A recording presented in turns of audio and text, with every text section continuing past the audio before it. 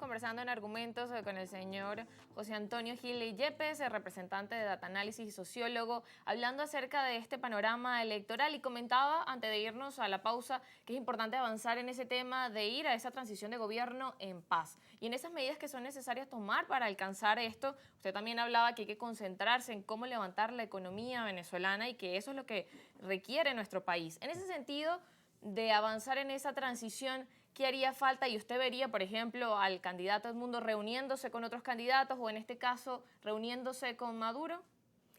Yo creo que, mira, yo creo que sí, y lo importante no es con quién me reúna, sino cuáles son las reglas de juego que se establecen para la convivencia y para alejarnos de la facturación y la persecución y acercarnos a esa convivencia. Las reglas de juego son las fundamentales y todavía estamos en deuda los venezolanos con la formulación de esas reglas de juego. Llámese una ley de amnistía, llámese acuerdos como el de Chile, que pusimos el caso del general Pinochet, que funcionó de maravilla. Yo creo que esa es la clave. Y por otro lado, quien llegue a la presidencia de la República tiene que gobernar en función de resolver el problema económico a los venezolanos. Esa es una deuda que ya termina siendo inmoral. El que nosotros le debamos al pueblo venezolano lo que le debemos en su condición económica es inmoral. Eso es insostenible. Y lo que ha sostenido ese gran sacrificio económico-social es el hecho de la desarticulación de la oposición. Porque si no tendríamos otra vez 1 millón de personas en la calle. Pero aquí no hay 1 millón de personas que salgan a la calle. Porque ese tiempo ya pasó y eso no funcionó por la desarticulación de la oposición.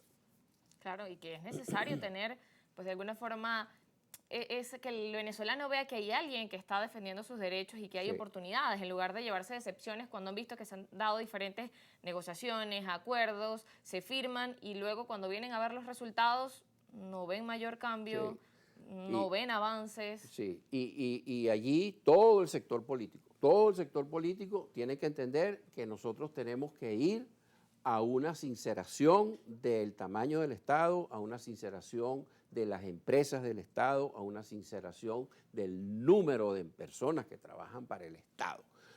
Acaban de pasar una ley de pensiones para otro impuesto más a la empresa, que 9%. como dijo Luigi Piccella, presidente de Conindustria, implica el 3,3% adicional de gasto en la empresa privada. Bueno, más todos los otros impuestos, eso pecha enormemente, así como la restricción del crédito bancario debido al alto encaje legal, en las posibilidades de activación de la empresa privada. Pero es con la activación de la empresa privada que se va a recuperar el país. El país no se va a recuperar con la activación de las empresas del Estado, porque esas empresas del Estado vienen desde cuando incautaron las empresas del general Juan Vicente Gómez y todavía estamos echando el cuento de las empresas del Estado.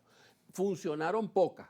PDVSA fue una gran excepción de lujo, pero ya tampoco. Sí, que incluso también le hace falta una inversión grande a PDVSA para seguir Y produciendo el tema no del lo petróleo. vas a lograr si no reformas la ley de hidrocarburos, porque por esa ley Venezuela es el país del mundo que paga los impuestos y las regalías petroleras más altas del mundo. Y ahora en líneas generales los impuestos o la neutralidad, lo que se llama la neutralidad fiscal, la neutralidad de los impuestos, hasta donde no afectan a la economía, el país puntero en América Latina es Paraguay. Y el país menos atractivo, el país cuyos impuestos más afectan la economía, es Venezuela. Sí, el más alto de la región. En una escala de 100 puntos, Paraguay tiene 63 puntos. En esa misma escala, Venezuela tiene 28. Casi todos los países tienen entre 50 y 60 puntos de neutralidad fiscal. Pues Venezuela tiene la mitad de eso, tiene 28 puntos. Es decir, los impuestos en Venezuela son un gran freno no solamente a la empresa, a la recuperación de la calidad de vida de la gente en general y de los pobres muy en particular. Y eso es importante analizarlo porque cuando se habla de que se necesita estimular a la empresa, si tenemos esa gran carga fiscal, ¿cómo vienen entonces inversores a decir, bueno, voy a invertir en Venezuela cuando es lo que también se necesita? Tienes una gran carga fiscal, tienes una restricción enorme del crédito y ya Isela le puso énfasis en este programa, con lo que tú sacaste, le puso énfasis al problema de la sobrevaluación de la moneda. Lo llamó el rezago cambiario, pero eso se llama sobrevaluación de la moneda. Es decir, que cuando yo traiga $1 a Venezuela, a mí me van a dar 36 bolívares. Pero es que resulta que el tipo de cambio de equilibrio, si yo hubiera devaluado junto con la inflación, que es más o menos la regla básica, no es la única, pero para ponerlo en términos sencillos, si tú devalúas este mes 5%, si tú tienes una inflación del 5% este mes, tú deberías devaluar 5%, pero generalmente esa devaluación ha sido mucho menor que la inflación que venimos sufriendo desde el año 74, cuando cambió la política petrolera, ¿ok? E inventamos que íbamos a disparar los precios y después en los 80 a reducir la producción petrolera. Eso fue una fórmula del fracaso, eso es un disparate. Un país con las mayores reservas del mundo lo que tiene que hacer es ser el mayor productor de petróleo del mundo, no el que cobre los impuestos más altos del mundo, y ni siquiera a las empresas petroleras. Entonces, lo que tenemos que ver allí es que tenemos que buscar un cambio de esa política antiinflacionaria que enfatiza en la restricción de los recursos, de la liquidez de empresas y de consumidores, por una política que promueva el incremento de la inversión privada y que baje la inflación por mucha oferta. Y lo que no se vende aquí lo exportamos. En este momento de transición deberíamos estar exportando, debería haber mucho más exportaciones tipo de esos camarones que hablamos antes, debería haber mucho más azoprocos promoviendo mucho más exportaciones de otros productos, yo creo que en particular de productos agropecuarios, que es una de las grandes fuentes de recuperación que vamos a tener y que tenemos los venezolanos, y eso está en cierta marcha, sí se está produciendo más. Pero a mí me extraña muchísimo que el gobierno de Nicolás Maduro, inclusive con un interés electoral, no le haya soltado la rienda a la empresa privada para poder producir muchísimo más, porque eso lo llevaría a unos números bastante mejores de los números limitados que tiene Nicolás Maduro. Pero no es lo que hemos visto. Pero no es lo que hemos visto. Otra cosa que llama la atención, todo gobierno en elecciones gasta más dinero para que la gente sienta pues, el impacto favorable. Bueno, este gobierno está limpiando autopistas y pintando brocales, etcétera, pero el incremento del gasto público y de la liquidez no es notable. Que eso tiene un efecto antiinflacionario. Sí, señor, pero es que usted no tiene por qué estar luchando contra la inflación restringiendo la liquidez. Usted tiene que luchar contra la inflación incrementando la oferta de la empresa privada.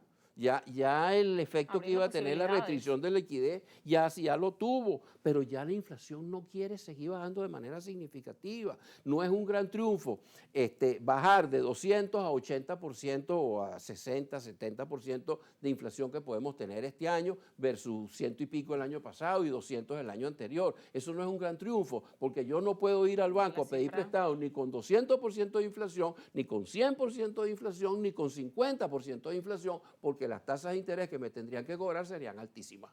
Sí, para que la gente deje sus ahorros aquí, porque si no la gente no ahorraría en Venezuela. Sí, y el 1 de mayo era lo que la gente esperaba, que se pudiese hacer ese aumento de los ingresos que reciben, y no es lo que hemos visto. Bueno, eso se llama que el perro se mordió la cola. Usted no puso una ley del trabajo súper onerosa, súper costosa, que iba contra la empresa privada. Sí, pero resulta que más perjudicó fue a los empleados del gobierno, porque ahora resulta que el propio gobierno, si aumentara los salarios por nómina, resulta que se colocaría en unas deudas por todo lo que llamamos prestaciones sociales y todos los impuestos parafiscales, como la ley de política habitacional, el paro forzoso, el seguro social obligatorio, etcétera, con todos esos impuestos que van por nómina Ah, bueno, pues entonces el primero que no los puede pagar es el propio gobierno. Entonces el perro se mordió la cola. Esa ley, ¿hasta dónde va a durar la demagogia en este país? ¿Por qué no derogan esa ley, cambien esa ley, regresen a la ley de Teodoro Petkov? Regresen a la ley de Teodoro Petkov. Claro, los Lo tienen venezolanos que necesitan esas hacer, medidas. porque lo que están es sacrificando al pueblo a cuenta de una historia, de un cuento chino que en realidad perjudica al trabajador. Es reaccionaria la ley del trabajo, porque perjudica al trabajador, y en particular al trabajador del Estado. Y quienes manejaban el Estado fueron los que pusieron esa ley, derogando la ley de Teodoro Petkov. Bueno. Sí. Señor Yepes, se nos acaba el tiempo, pero antes me quedaba una última pregunta de lo que revisamos al principio del bloque sobre lo que decía la vicepresidenta ejecutiva de regresar a los BRIC, y eso también lo anunciaba el presidente Nicolás Maduro. ¿Cómo ve usted esa medida? Lo veo en los siguientes términos. A mí me parece que la multipolaridad es positiva. Yo creo que tener relaciones que no sean, que privilegien exclusivamente a los Estados Unidos y a los países europeos, yo creo que eso está bien. Y que tengamos relaciones con China, con Irán, con Rusia, con Turquía, con la India, con países africanos, perfecto. Ahora, presentármelo en términos polarizados, es que ahora nosotros nos vamos a acercar a estos otros países que están en el BRIC, que es una herencia o una segunda generación de los llamados países no alineados. Pero en el caso de los BRIC, la mano de China y la mano de Rusia y la mano de Irán es mucho más potente. Entonces, nosotros vamos a polarizar eso para utilizar esa relación para luchar contra, palabras textuales del presidente Maduro, contra el colonialismo, implicando que Estados Unidos y Europa son coloniales. Mira, yo sé que los Estados Unidos, Europa, Rusia, China, Irán, etcétera, todos esos son imperialistas.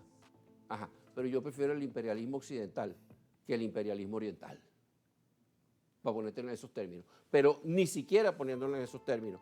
La multipolaridad está bien. Ahora, usar la vinculación con los BRIC y con la CELAC asociada a los BRIC para plantear una polarización en las relaciones en contra de los países más democráticos del mundo y en contra de los países más exitosos económicamente, que son capitalistas, pero lo que me interesa es el éxito económico y que la gente viva bien, como Estados Unidos, como Japón, como los países europeos. A mí en esos términos no me convence y me parece que es un preludio de algo en donde ya los venezolanos perdimos el tiempo y perdimos muchas oportunidades, que fue la polarización interna.